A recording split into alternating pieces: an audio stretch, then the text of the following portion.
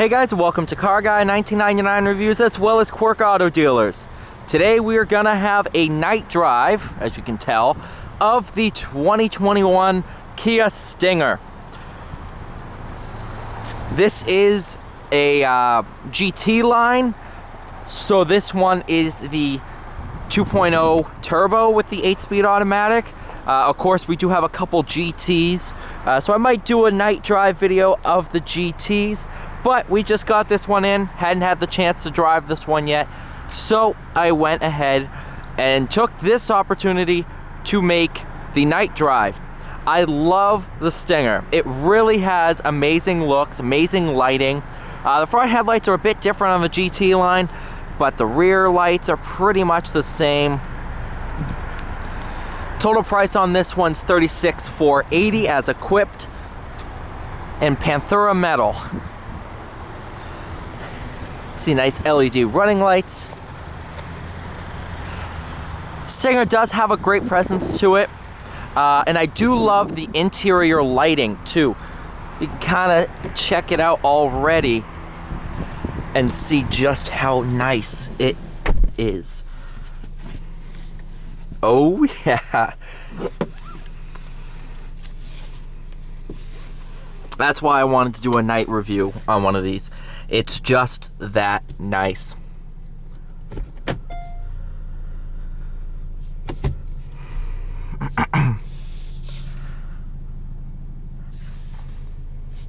This one's not gonna have the V6, of course, but it doesn't really need it.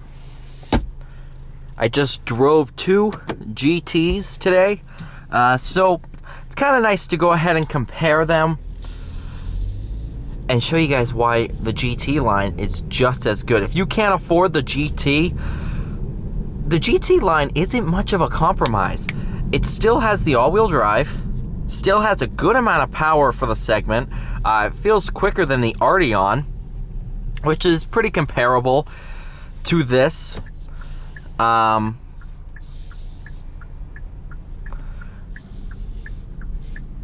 the looks, reliability is all there.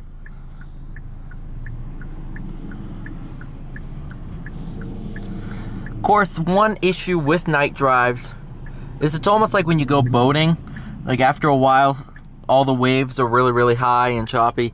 After a while, everybody gets out of work. You know, what is it, 4:44 here near the Manchester-Boston Regional Airport? So flights are getting in.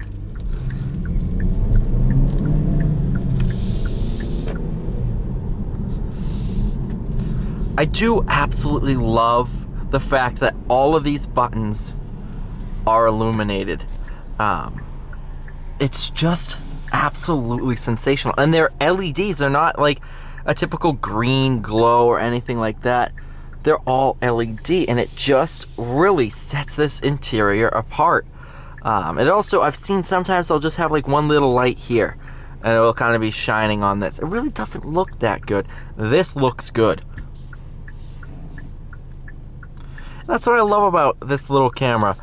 It is absolutely phenomenal in night reviews. I've done a couple with the Huracan Performante and the GT3 RS, and they came out great. People loved them.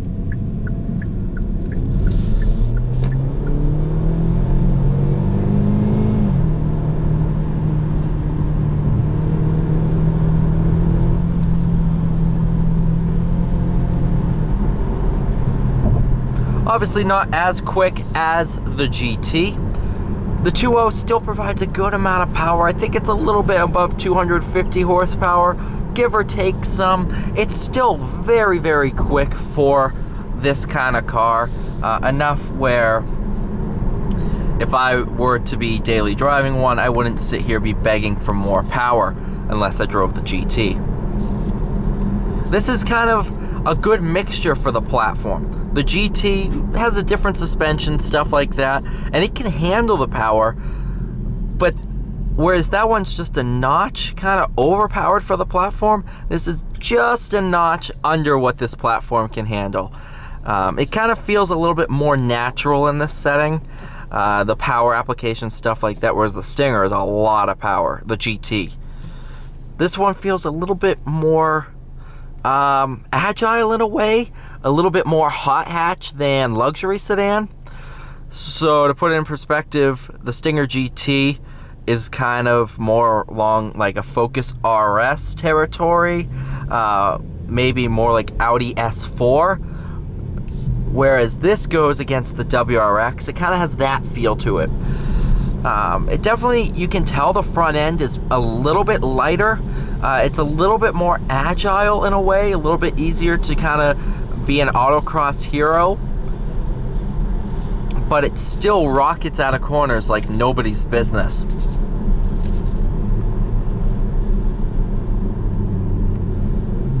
Please don't, oh, come on. Yes, all right.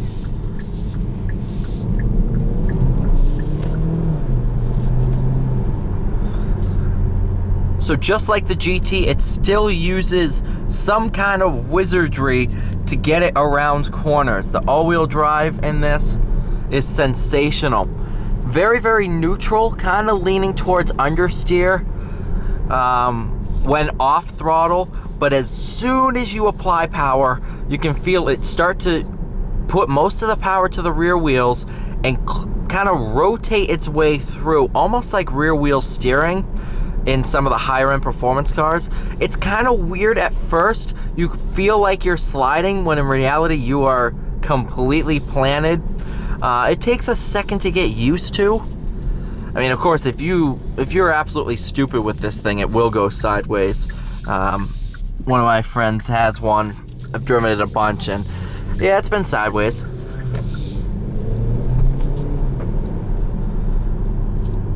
But when you're just kind of having fun, it's an awesome car.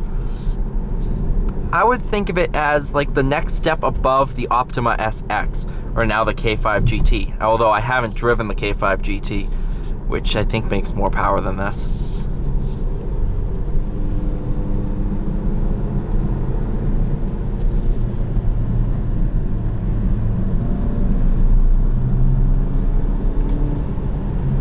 The way it goes around corners still is mesmerizing. Can't feel it as much in this because it doesn't have as much power, but you can definitely tell that it was designed to be a performance car, a luxury performance sedan. If you want a luxury sedan, go with the K900. That takes on Bentleys for, well, Dodge Challenger Hellcat money. It's pretty impressive. I've driven one a little bit. It's an awesome car. Same platform as the Stinger too, so it's a pretty agile car, but it's very focused on luxury. This, with the 2.0, is I think aimed, so let me put it to you this way. 2.0 is aimed for people under 30. That's kind of what it goes for, mainly leaning towards 25 and under. Whereas the GT, you have one of these first, then you move up to the GT. GT's really aimed for people above 30. I think that's kind of what they were going for. Just the feel of them. This one feels a little bit more hot hatch, also due to the sound of a 2.0 and the way it delivers power. But it's still absolutely phenomenal.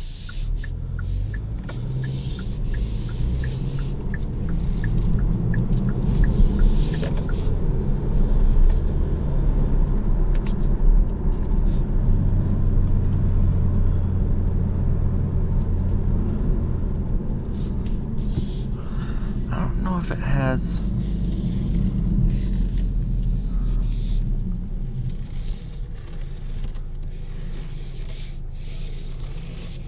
I think ever so slightly turning headlights.